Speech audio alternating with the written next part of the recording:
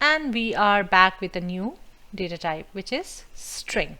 Very important, very important, because programming is an amalgamation of numbers and phrases and English and maths.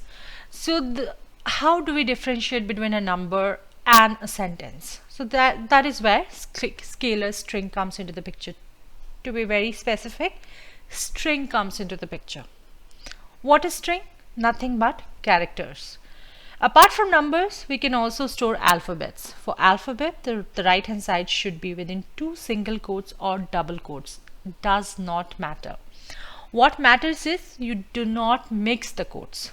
So either you give a single quote or you give a double quote. You cannot have on the left hand side a single quote and on the right hand side a double quote. Program will not run, right? We will see examples. On left hand side, as usual, there will be a name of variable into which you store. The example is a equals to, my name is Koel and my name is Koel. So I have put them in double quotes. You decide if it is correct or not. Second one, B equals to Sachin Tendulkar. Please note that the quote is now single. Here the quote was double. Here the quote is single.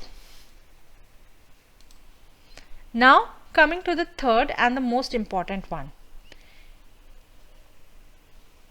On the left hand side I have a single quote and on the right hand side I have a double quote. Doesn't work. Your program will not run, because as I said in the beginning, it has to be either a single quote or a double quote, not a mixture of both, right? Fair enough. Moving on. As soon as you put something into quotes, it becomes what we call a string.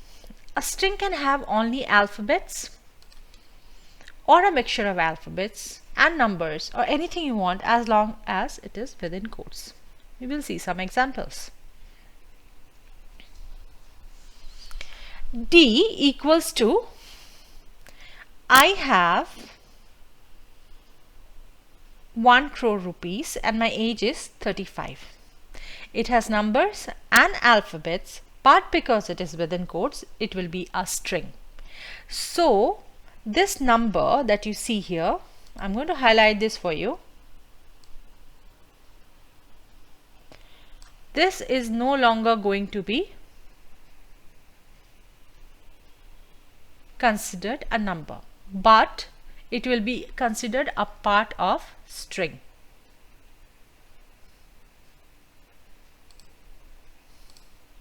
Right? E equals to 1, 2, 3 within quotes. Now you will ask, it looks like an integer. So why not pass it as an integer? Please note that even though it is an integer, it has been passed within double quotes. The moment you put double quotes, it takes the form of a string, a character, and is no longer classified as an integer or number. Fair enough? Please notice that we have written 1, 2, 3, which will normally be an integer, but because it is within quotes, it now changes its characteristics and is a string now and not an integer. Great. Now, so what is a scalar string and what is not? Let's see. Variable underscore 1 equals to 1, 2, 3. Scalar and integer. Variable underscore 2 equals to 1, 2, 3, but within quotes. Scalar and string. Variable underscore 3 equals to 1, 2, 3, comma 4, 5, 6. Integer but not scalar. Variable underscore 4 equals to trust, comma love, but within quotes. String but not scalar. Notice the comma. Right? So now we understand a clear definition of what is scalar data type, what is an integer, what is a float, and what is a string. So now we are going to store Happy New Year 2020 message in a variable called my friend underscore 3. So I don't know what is so happy about year 2020. We all know the situation we all are in, but anyways, we are going to store this, right? So I come here and I run. So my friend underscore 3 equals to Happy New Year 2020 within string. Doesn't matter if it has space or no space, doesn't matter, as long as it is passed within quotes, it will take it as a string. There is another category of data type in Python, true and false, also known as Boolean. Notice first letter is capital. Very, very, very crucial. I'm going to highlight this.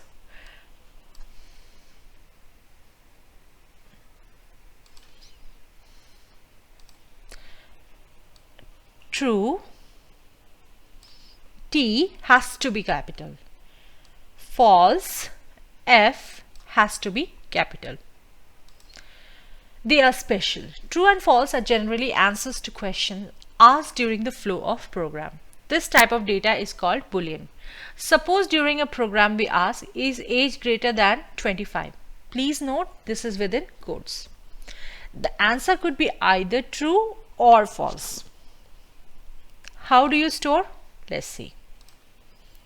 You store it the same way you have stored integers, floats and strings. So what have I written? Age underscore. Please note one fundamental important thing is on the left hand side, if you give it like this, if you just keep a space, it is not going to take it. So you have to give underscore or use a single letter word. Right? For your convenience, I have made it a little tough, but you can use a single letter word as well. Age greater than, you can use a greater than sign, 25. So we are going to see how this runs. Income less than 1 lakh, false. Now this is, we are passing the statement. Now if the statement is true and or false will depend in the subsequent cells or subsequent questioning. So now store true in student and false in principal, right? So I come here again, I am saving a Boolean value. This is commented out because of the hashtag. I run, student is equals to true, principal is equals to false, right? Now I have to go back and see what exactly did I pass, and then I have to ask a question whether the value is true or false. You will understand this better when we actually start working on our program. There is another category of scalar data type in Python called date time value. For example, if somebody tells you to store 25th December 2019, 10 is to 10 AM, how will you store it? It can't be an integer or float because AM and the colon sign is there. You might think it is a string, but many mathematical operations will cease to exist if we save it as a string. It is not true or false and thus Boolean definitely. What it means is it is not Boolean as well. Clearly it needs a special category and we are going to talk about it later. Now that you know how to store the value in a variable, how do we get it back? For example, we store values in myFriend underscore 1, myFriend underscore 2, myFriend underscore 3, student and principal. How do we get it back? Very simple. Just type the name of the variable and press run. We are going to see this. So I come here and I hit run. I get the value for myFriend underscore 1 as 1000. I come here and I run myFriend underscore 2. I get the value as 1034.185. Again, I come to myFriend underscore 3. Happy New Year 2020. Do not know what is happy about it, but still. I come to this cell and I run student true. I come to the next one, principal false. This is a comment. This is a code which is equals to 42, and that ends our first very simple quick, easy lecture.